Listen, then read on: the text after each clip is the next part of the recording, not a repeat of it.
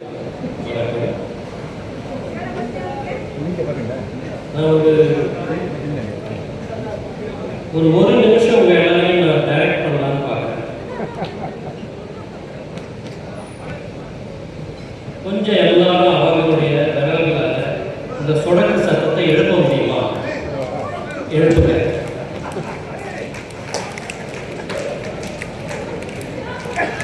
இன்னும் இன்னும் இன்னும் கைத்தட்டல் மாதிரி இன்னும் கேட்கணும்.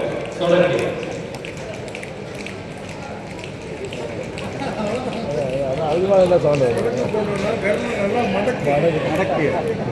Thank you thank you.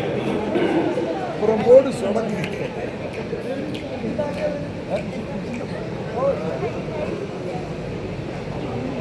நான் முதல்ல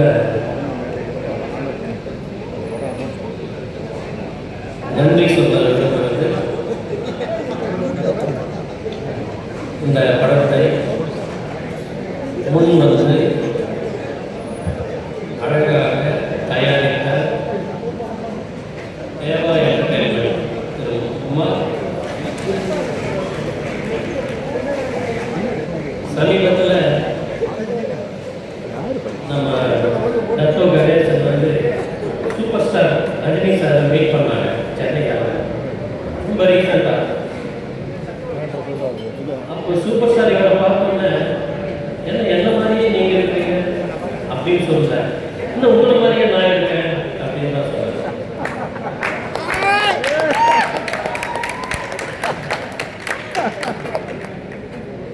அப்படிப்பட்ட தயாரிப்பாளர் டத்தோ கணேசன் அவர்கள் என்னுடைய நன்றியை நான் தெரிவிக்கிறேன்.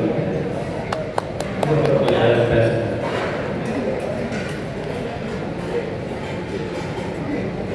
ரொம்ப முக்கியமான எங்கள் இயக்குநர்களில் ஒரு சுட்டி பையன் யார் அப்படின்னு சொன்னால் நம்ம வெங்கட் பிரபு.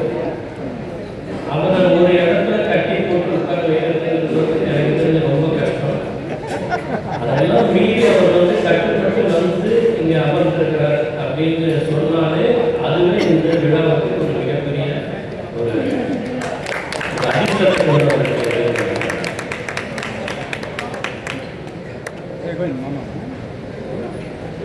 எனக்கு ரொம்ப ரொம்ப முக்கியமாக நம்ம டைரக்டர் திண்டுசாமி நண்பர், ரொம்ப ஒரு ஆத்மார்த்தமான ஒரு நண்பர். அவர் கைப்பட்டு தொடர்கிற பல விஷயங்கள் இருக்கு, பல படைப்பாளிகள் இருக்கிறாங்க. இன்னைக்கு வந்து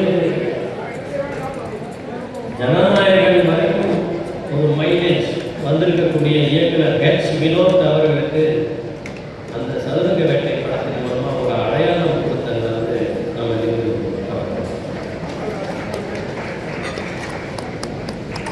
அவர்கிட்ட ரொம்ப ரொம்ப ஒரு பாசிட்டிவ் எனர்ஜி இருக்கும். ரொம்ப கரெக்டாக கணிப்பார், ரொம்ப அழகாக அதை செயல்படுத்துவார். அவருக்கு வந்து ஒரு சினிமா இயக்குனர் அப்படிங்கிறத தவிர்த்து ஒரு கலைஞர் அப்படிங்கிற ஒரு அடையாளம் இருக்கு, தயாரிப்பாளர்கள் ஒரு அடையாளம் இருக்கு. இதெல்லாம் போக நான் ரொம்ப பிரமிச்சு போய் பார்க்குற விஷயம் வந்து அவருடைய அந்த மெடிடேஷன். எவ்வளவு ஒரு ப்ராப்ளங்களோ இல்லை எவ்வளவோ விஷயங்கள் இருந்தாலும் அழுத்தங்கள் இருந்தாலும் அவர் தன்னை தன்மயப்படுத்திக்க தவறுனதே கிடையாது மெடிடேஷன் பண்ணுவோம். எனக்கு வந்து என் படத்தில் ஜெமினி படத்தில் நடித்த ஜெமினி பாலாஜி அவர்கள் மூலமாக காமராஜ் அவர்கள் எனக்கு பழக்கமானாங்க. காமராஜை பற்றி அவர் பாலாஜி சொல்லும்போதே சொன்னார், ரொம்ப ரொம்ப ஒரு உத்வேகமான ரொம்ப ஒரு எக்ஸ்ட்ராடனரி பர்சனல் நான் உங்ககிட்ட இன்ட்ரடியூஸ் பண்ண போகிறேன் அப்படின்னு சொல்லிட்டு தான் அவரை இன்ட்ரடியூஸ் பண்ணியிருக்கோம்.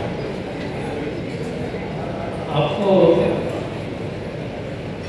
எனக்கு வந்து அவரோட முதல் மீட்டிங் பேசும்பொழுதே அவர் சொன்னார், நம்ம படம் ஆரம்பிக்கிறதுனா ஆஃபீஸ் முதல்ல போகணும் இல்லையா அப்படின்னு நான் கேட்டேன்.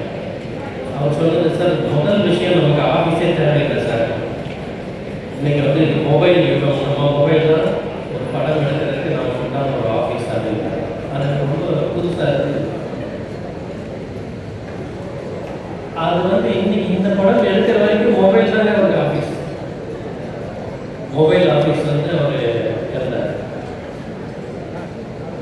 அப்படிப்பட்ட என்னோட ரீசெண்டாக ஸ்கிரிப்ட் எல்லாம் படங்கள் அந்த விஷயங்கள் எல்லாம் நடந்துகிட்டு இருக்கு. அதுக்காக நான் அவரோட அந்த செட்டிங்ஸ் என்னோட இருந்து அவர் ட்ராவல் பண்ணப்போ அவர்கிட்ட ஒரு லேட்ரல் திங்கிங் இருக்கிறத நான் கவனித்தேன்.